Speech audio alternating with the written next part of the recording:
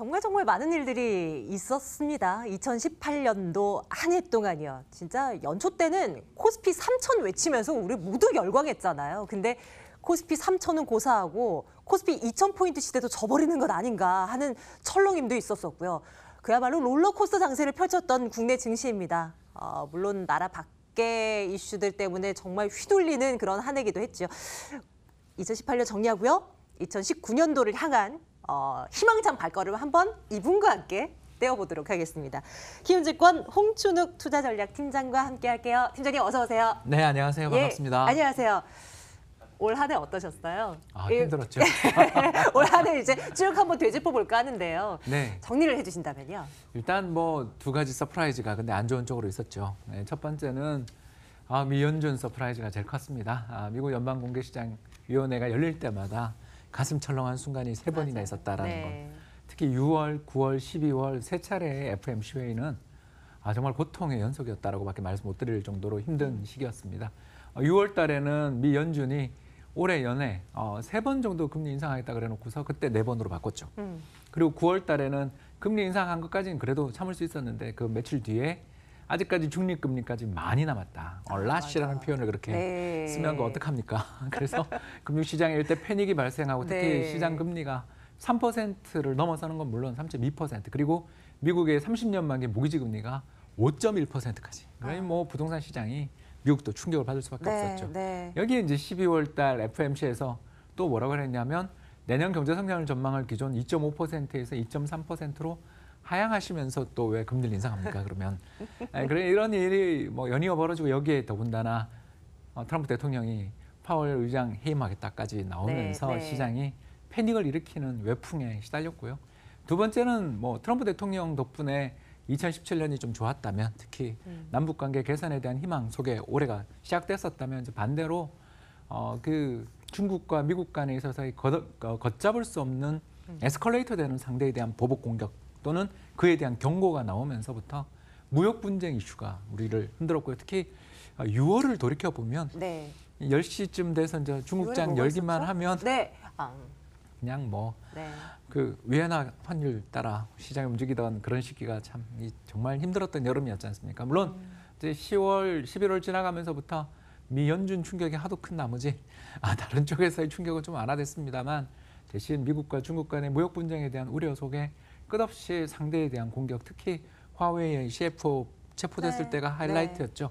이 두 가지 외부 충격에 대해서 솔직히 말씀드려서 저희도 미처 예상을 못했다라고 그렇게 말씀을 드렸고요. 어떻게 예상할 수 있었겠어요? 그런데 이제 뭐 이런 외부 충격에 더 나가서 이제 우리나라 국내로 본다면 지속적인 고용 부진 이야기가 나오고 특히 코스닥 시장을 비롯한 혁신 성장 기업들에 대한 어떤 육성 정책들 이런 기대감들은 되게 컸었는데 실제로 추진된 게 무엇인가? 더 나가서 우리나라 경제의 내수 쪽에서의 매수 기반의 확충 이런 게 없다 보니 우리나라 주식시장이 PBR, 그러니까 다시 말해서 주가 순자산 가치 대비해서 주가가 몇 정도에서 거래가 되는가를 측정한 게 저희들 이제 PBR인데 저 차트가 나와 있는데요. 제일 밑에 있는 선이 중요하죠. 지지선을 설정해야 되니까. 저게 이제 0.8배입니다. 그러니까 주당 순자산 가치 뭐 그 회사 가지고 있는 무형, 유형 자산들을 다 합치면 10,000원입니다. 그런데 지금 얼마냐? 8,000원에 거래되고 있다. 뭐 이렇게 20%나 디스카운트 돼 있는 상황이라는 건 뭐 깝깝한 거죠.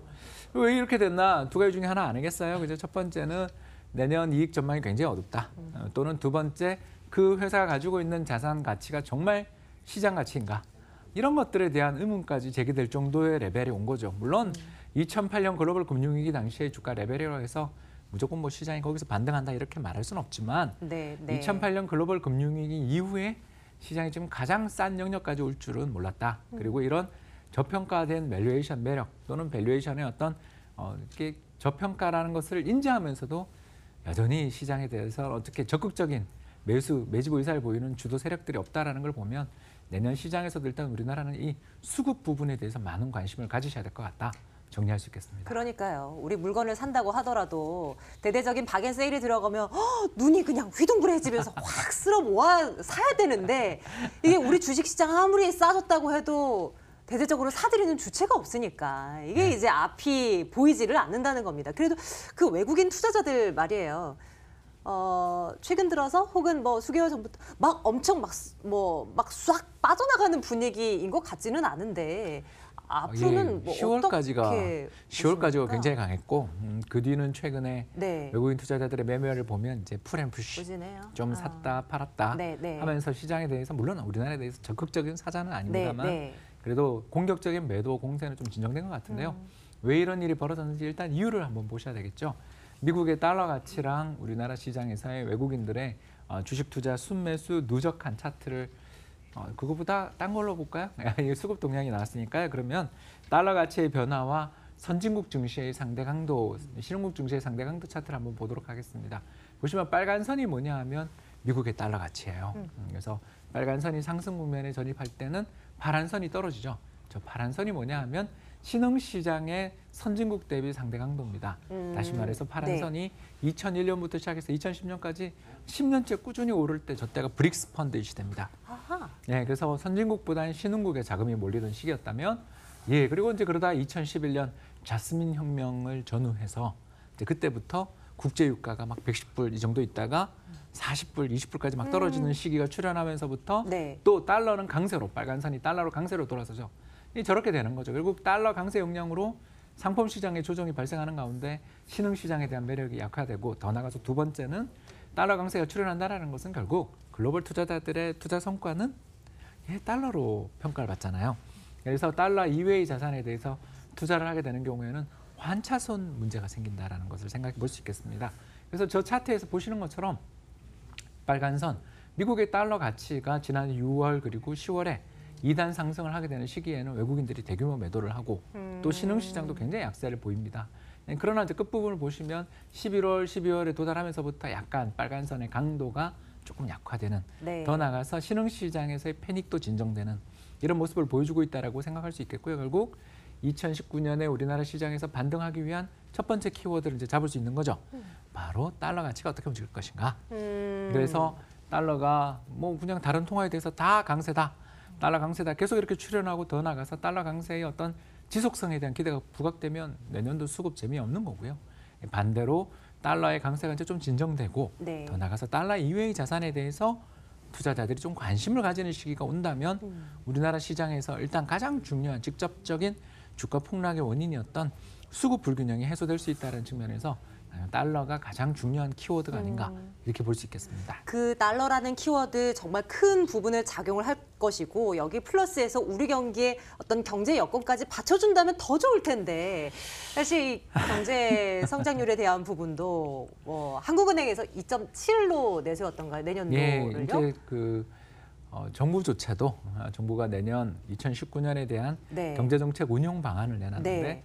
저는 정말 그 성장률 전망을 이렇게 2.6에서 2.7로 그러니까 정확한 숫자 하나가 아니라 네. 숫자가 아닌 범위로 제시하는 건 처음 봤습니다. 그러면 자신 없다라는 불안한 거죠. 네. 그래서 올해 대비 2018년 대비해서 2019년 재정을 갖다가 40조 이상 더 풀거든요. 이게 재정 지출을 크게 늘려나가는데도 불구하고 이렇게 성장률 전망대로 올해보다 좀 낮춰 잡는다라는 건 일단 내년 외부 환경에 대한 걱정이 좀 있다고 볼 수 있겠고요. 특히 그 외부 환경에 대한 이야기를 잠깐 드리자면 바로 중국의 대외 수출 증가율하고 그리고 미국의 매출 대비 재고 비율에 대한 그림을 제가 하나 준비해 왔는데 그림 한번 좀 볼 수 있으면 좋겠습니다. 빨간 선이 뭐냐 하면 매출액 대비 재고 비율입니다. 그러니까 저 빨간 선이 상승한다. 이렇게 되면 중국의 수출도 둔화되는 그런 흐름이 나타나는 거고요. 반대로 저 빨간 선이 떨어지기 시작하면서 이렇게 재고가 줄어들기 시작하면 그때는 또 파란 선으로 표시되어 있는 저 중국의 수출이 늘어나고 또 중국 수출이 늘어나면 한국도 당연히 중국에 중간재들 수출하면서 돈 잘 벌지 않습니까? 그런 관계를 본다면 저 끝부분 보시면 중국의 어떤 수출도 잘 돌아가고 있고 더군다나 미국의 매출액 대비 재고 비율이 상당히 떨어져 있는 것을 발견할 수가 있습니다. 저걸 뭘 뜻하냐? 미국 경기 여전히 좋다라는 거고요. 적어도 우리 입장에서 미국과 중국 간의 무역 분쟁에 대한 우려들 때문에 향후 미래 성장률에 대한 탄력이 둔화될 거라는 우려는 갖고 있지만 적어도 저 지표만 놓고 보면 한 3월이나 6월 정도까지는 수출이 그래도 그럭저럭 버텨줄 수 있겠고 그 버텨주는 사이에 제일 좋은 건 중국이랑 미국 간의 협상이 잘 타결돼가지고 교역량이 증가하는 게 제일 좋은 거고요. 그 다음으로 또 아까 뭐 말씀드렸지만 달러의 강세가 막 지속적으로 진행되기보다는 좀 진정되는 구간으로 가게 된다면 이 경우에는 분명히 우리나라의 수출이라는 버팀목이 좀 있어주면 정부의 재정 지출의 증가가 경제의 성장 탄력의 하락을 저지해주는 역할을 좀 하지 않겠냐 기대해 볼 수가 있겠죠. 물론 이제 이 밖에 경제라는 게 결국 수출과 더 나가서 정부의 재정 지출만 있는 게 아니라 사실 이제 세 번째가 요즘 자동차 나오는데요. 네, 소비가 중요하잖아요. 근데 최근 우리나라의 소비 심리 지표라든가 소비 지표들 보면 참 부진합니다. 매번 그죠? 얼어붙어요. 예. 예. 그래서 심리, 경제는 심리라 그러는데 이 심리를 또 잘 반영하는 게 주가잖아요. 그래서 그렇죠. 주식 시장이 폭락하는 가운데, 급락하는 가운데 소비 심리도 얼어붙어 있고요. 소비 심리도 얼어붙어 있는 과정에서 정부가 어떻게든 경기를 부양하기 위해 내년에 자금 지출을 많이 늘리고 특히 상반기에 SOC 관련된 투자들을 늘려나간다라는 그런 호조의 소식들이 있습니다만 성장률의 탄력은 2017년 3.1% 그리고 2018년 한 2.7에서 2.8% 정도로 보이는데 내년은 또 여기서 조금 더 떨어진 2.6에서 2.7%라는 그런 전망이 나오고 심지어 몇몇 경제연구소에서는 더 낮게 2.4%까지도 예. 전망치가 나오는 걸 보면 맞아요. 일단 지금은 성장률 전망에 대한 하향 조정이 좀 나타나고는 있지만 네. 또 희망을 완전히 저버리기에는 일단 우리나라 기업들 특히 올해 우리나라 2018년 우리나라 기업들이 무려 6천억 달러의 수출을 달성하는 금자탑을 쌓은 그런 해이기도 하다는 점에서 아직은 잘하고 있다. 그러나 약화된 심리를 어떻게 좀 살려나갈 수 있는 기분을 전환시킬 수 있는 그런 계기, 모멘트를 좀 만들어야 되지 않나 볼 수 있겠습니다. 팀장님, 표 하나가 더 있는데요. 네. 외국인 순매수 그리고 달러 가치를 이거 비교한 무슨 표인가 봐요. 이 표에 대한 분석도 좀 해볼까요? 이게 이제 어떤 내용인가요? 네, 함께 뭐- 보죠? 마음 아픈 차트라. 예, 그 빨간 선이 달러 가치죠. 그래서 아까 봤던 우리 네. 그 선진국 대비 신흥국의 주가 강세의 흐름들을 보여주는 차트와 함께 보시면 좋은데요. 빨간 선은 미국 달러의 가치가 되겠고 파란 선은 우리나라 주식시장에서의 외국인 순매수를 누적한 것입니다. 예, 그 우리나라의 주식 가격이 싸냐 비싸냐가 이게 판단의 첫걸음이 돼야 되는데 그게 아니고 달러가 강세냐 약세냐가 외국인 투자자들의 매매를 결정짓는 중요한 요소라는 것을 우리 한눈에 알 수 있는 거고요. 이런 측면에서 놓고 본다면 저는 그래도 내년에 수급에 있어서 좀 개선을 기대해 볼 수 있는 게 최근 물론 트럼프 대통령이 파월 의장 해고하겠다까지 나오면서 난리가 났어요. 예, 그런 이야기를 왜 하는지 정말 답답하고요. 일단 아니 그 연준 의장 자체가 정치적으로 좀 독립된 자리이고 임기가 보장된 자리인데 네. 그분을 또 임명한 게 올해 초 임명한 게 트럼프 대통령인데 그런 이야기를 해버리면 저분이 그럼 화 안 나겠어요? 그러면서 이 정책 금리의 어떤 인상 속도 이런 게 오히려 더 빨라질 수도 있는 건데 그렇게 해결할 문제가 아니라 조용히 뭐 커피도 한잔 하면서 요새 경제가 어려운데 좀 잘 부탁드립니다 정도를 하는 게 낫지. 그렇게 우리나라에서 최대의 문제는 패드다, 연준이다, 뭐 이런 이야기를 왜 트위터였습니까? 자, 이게 뭐 허위 계정인가 싶을 정도로 놀랐잖아요. 그러니까 이런 달러의 강세가 출현했던 것들이 일단 문제라는 건 이제 다 아니까. 근데 다만 미 증시가 계속 강한 모습을 보였을 때는 연준 입장에서는 나는 하겠습니다 이렇게 나가지만 최근 들어 미 증시도 좀 흔들리고 더 나가서 아까 보여드렸던 매출액 대비 재고 비율 같은 통계는 괜찮지만 지난 간밤에 나왔던 미국의 소비자 심리 지수가 상당히 부진했어요. 네. 이런 것들을 놓고 보면 저 빨간 선만 보면 참 아름답습니다. 재고가 저렇게 줄어들면 많이 뭐가 나가고 있다는 해외 거잖아요. 쪽에 이 수주를 더 할 수도 있는 여력이 있는 상황인데 지금 여기서 연준만 정책 금리의 인상 속도를 좀 조절해 준다면 저 현재 좋은 경제의 탄력들을 이어나갈 수 있는 여지들은 있기 때문에 시장에 대해서 일단 적어도 내년 상반기 금융시장의 참가자의 한 사람으로서 약간 기대를 섞고 이야기하자면 경제 지표가 좋아 아직은 버티고 있는 가운데 연준의 정책 금리 인상의 속도 조절, 특히 태도의 좀 변화만 시장에 가세를 한다면 괜찮은 매크로 여건에 모멘텀이 좀 생겨나갈 수 있고 이게 우리 입장에서는 수급의 개선으로 이어질 수 있는 여지는 있다 이렇게 말씀을 드릴 수가 있겠습니다. 그렇기 때문에 우리가 계속 그 해외 변수들 챙겨보고 사실 참 안타까운 이야기이긴 합니다만 우리 그 대한민국이라는 경제 펀더멘털만 놓고 이제 이 주가 움직임이 좌지우지 된다는 그 얘기를 하고 있는 게 아니어서 참 아쉽긴 합니다만 계속해서 변수는 주변 변수들 계속 체크를 한번 더 해보도록 하겠습니다. 유가 이야기로 좀 해볼까 하는데요, 팀장님. 그 국제 유가만큼 이 고통스러운 지표들은 없었을 거예요.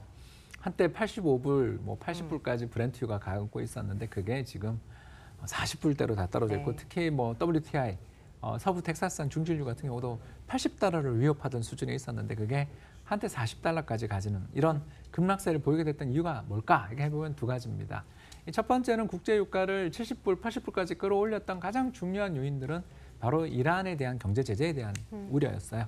그래서 전 세계 기준으로 해서 가채 매장량 기준으로 해서 3, 4위를 다투는 거대 산유 국가인 이란의 수출이 해외로 잘 나가지 않게 된다면 국제 유가 상승하지 않겠냐라면서 봄부터 시작해서 꾸준히 계속 유가가 올랐던 거였죠. 그런데 이게 이제 그 트럼프 대통령이 갑자기 사우디의 안 좋은 사건 기억나시죠? 그죠?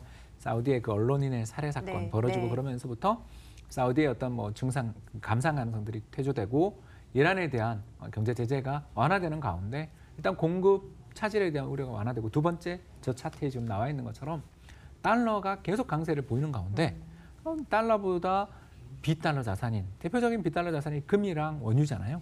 근데 금과 원유에 굳이 투자할 필요가 있냐라는 거죠. 달러 빨간 선이 계속 상승하고 있는 여건에서 굳이 다른 쪽에 포지션을 잡을 필요가 있느냐라는 우려까지 부각이 되면서 즉 달러 강세가 계속 진행되는 과정에서는 국제 원자재 시장에 대한 자금의 이동, 특히 수급이 중요한데 이 공급 측면에서는 아까 말씀드린 거 과잉이 좀 생겨버렸고 수요 쪽에서는 지금 달러를 사자는 사람들이 더 많다면 원유 쪽에 대한 수요가 약해질 수 있는 여건이 출현해 버린 것이죠. 근데 그렇게 해서 놓고 본다면 결국 이 그림조차도 우리가 이제 한 가지 알 수 있는 게 최근 들어서서 국제 원자재 시장에서의 유가가 좀 바닥을 치고 조금 회복될라 그런 말랑하는 이유가 달러의 강세가 요새 좀 진정됐기 때문이다라는 걸 말씀드리고 그 달러 강세의 진정 직전에 있었던 일들을 좀 생각해 보면 네. 미 연준의 정책 금리 인상에 대한 기대들이 좀 완화되면서 특히 최근에 시장 금리들을 좀 살펴보면요. 2년 만기 미국의 국고 금리를 살펴보면 2.57%예요. 그러니까 지금 미국 정책 금리가 2.5%잖아요. 그러니까 앞으로 2년에 걸친 정책 금리의 평균이 2.57% 정도로 예상된다라고 할 정도로 미국 사람들, 특히 미국 채권 시장의 참가자들은 이제 금리 인상 끝났다. 뭐 너무 과한 기대 같긴 한데 저도 그래 됐으면 좋겠습니다만 네.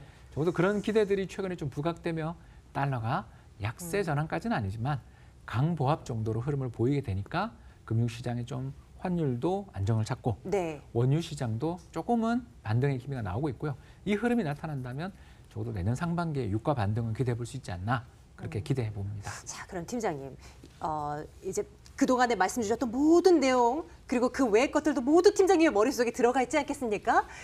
2019년을 주식시장을 바라보는 우리 시청자분들을 위해서 전략적인 측면에서 길을 좀 잡아주세요. 일단은 뭐 시장 얘기하려면 1, 2등 얘기해야 되잖아요. IT, 삼성전자, SK 하이닉스 요 얘기를 좀 IT에 가볼까요? 대해서는 저는 그래도 낙관적인 의견을 가지고 있고 시장이 뭐 참 배당주 3만 전자랄까는 이야기 제가 들었는데 이렇게 그 삼성전자의 어떤 주가가 상당히 약세를 보이면서 조정을 받게 된 가장 큰 이유가 뭔가 바로 가격 하락, 수출 네. 제품 가격 하락 때문입니다. 그림 한번 봐주시면 감사하겠는데요.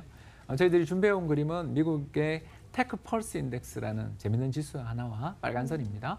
그리고 이제 파란 선이 우리나라의 전자제품 수출 가격인데 파란 선 수출 제품 가격은 최근에 많이 떨어진 게 확인되죠. 그래서 저렇게 떨어지기 시작하면 아무래도 제품 가격이 인하되는데 매출이 좀 둔화될 거고 마진도 둔화되지 않겠냐는 우려가 있는데 문제는 저 빨간 선입니다. 저 빨간 선이 뭐냐 하면 전기 전자제품에 대한 미국의 어떤 수요 흐름을 보여주는데 굉장히 안정적이죠. 저걸 뭘 의미하냐? 최근에 나타난 반도체 제품 가격의 어떤 하락 조정이 수요 부진 때문에 벌어진 일이라기보다는 공급 사이드에서 결정된 일일 가능성이 높다라는 걸 시사합니다. 그럼 공급 사이드에 이런 두 가지 중에 하나겠죠. 그죠? 하나는 공급 과잉이거나 아니면 네. 가격의 조절을 통한 재고를 좀 턴다든가 더 나가서 수요자들의 불만을 좀 왜냐하면 너무 가격이 높았으니까 수요자들의 불만을 좀 제동을 건다든가 아니면 따라오고 있는 중국의 경쟁자들을 멀리 떨어져 놓기 위해서 가격을 조정해주는 그런 역할일 가능성들도 있다는 점을 생각하면 예전처럼 가격이 막 몇십 %씩 폭락하기보다는 대략 가격의 하락 자체는 분명 부정적인 일입니다만 저 가격의 하락이 또 지지되는 경우에는 시장에 반등이 나올 수 있다고 보고요.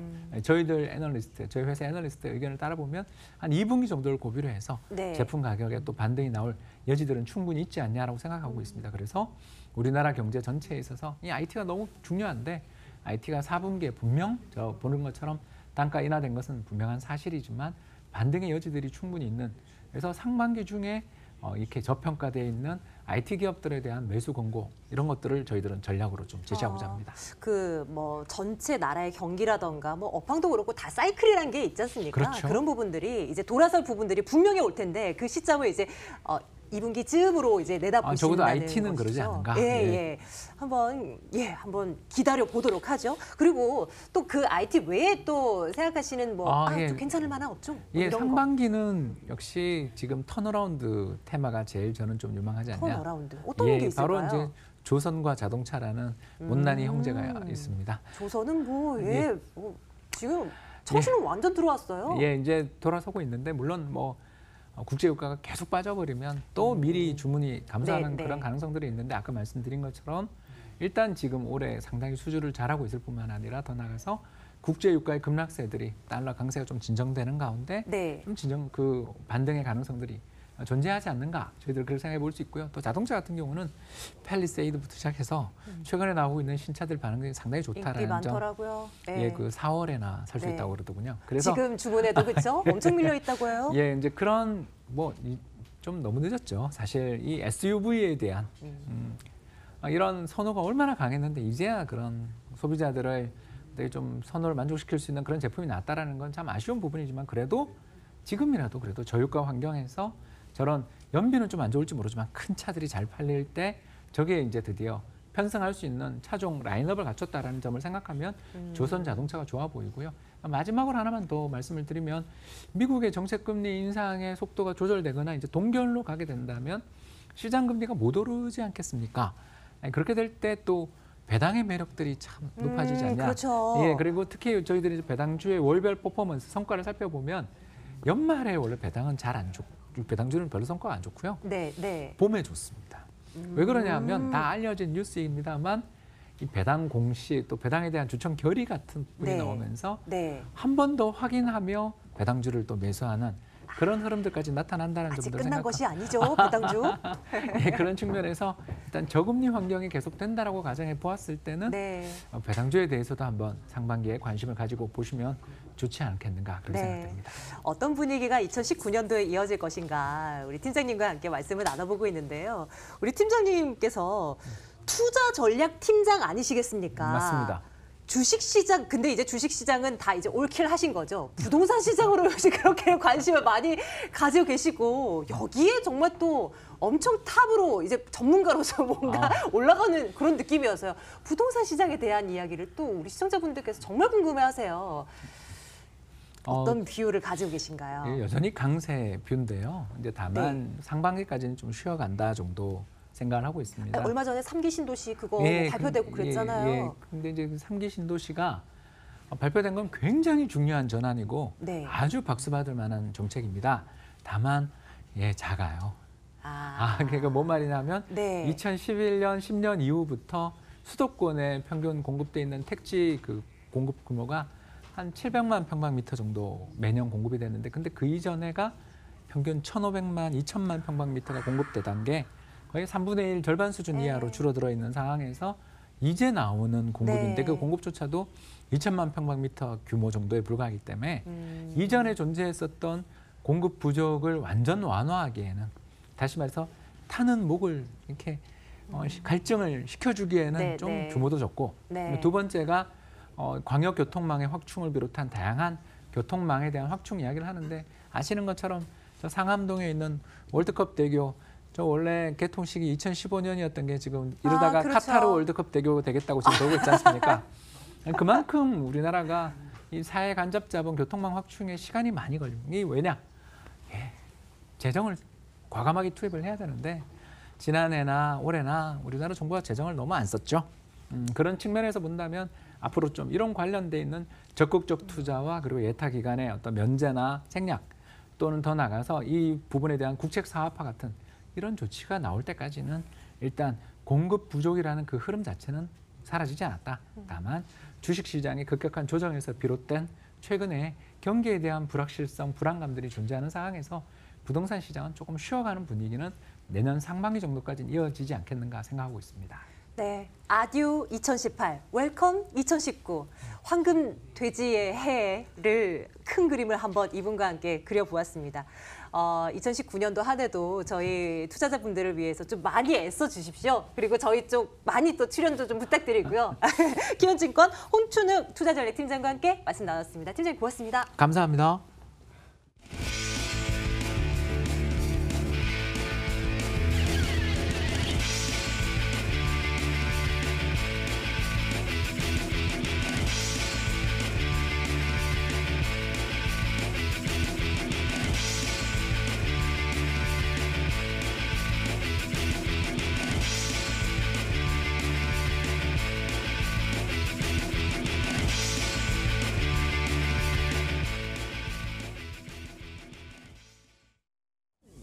올해 마지막 거래일입니다. 과연 증시는 상승세를 유지하며 마감할 수 있을까요? 살펴볼게요. 코스피는 0.52% 오름세가 포착이 되면서 2039선까지 올라와 있습니다. 코스닥이 상대적으로 강하고요. 1.09% 오르면서 675선을 가리키고 있죠. 양지수 이틀 연속 상승세를 이어가고 있습니다. 시가총액 상위 종목 함께 살펴보시면요. 삼성바이오로직스가 시총 5위까지 등극돼 있습니다. 껑충 뛰어 올랐고요. 금융위 측에서 거래재개 공정 발언 소식에 강세를 이어가면서 40만 원 돌파를 노려보고 있습니다. 어제 삼성전자, SK 하이닉스의 흐름이 엇갈렸는데 오늘 또다시 엇갈리네요. 그리고 그 흐름도 정반대입니다. 삼성전자가 강세 1.18% 오름세가 포착이 되고 있습니다. 하지만 삼성바이오로직스와 대조적으로 셀트리온은 0.45% 내림세 마감을 앞둡니다. 코스닥 시가총액 상위 종목 함께 살펴보시면요. 셀트리온 헬스케어 어제 7% 급락이어서 추가로 하락하면서 2.08% 내림세, 포스코캠텍도 유독 표정이 어둡습니다만 바이로메드 13거래일 동안 단 이틀을 제외하고 연말 랠리 이어가고 있습니다. 오늘도 4.27% 강세가 포착되네요. 호가였습니다.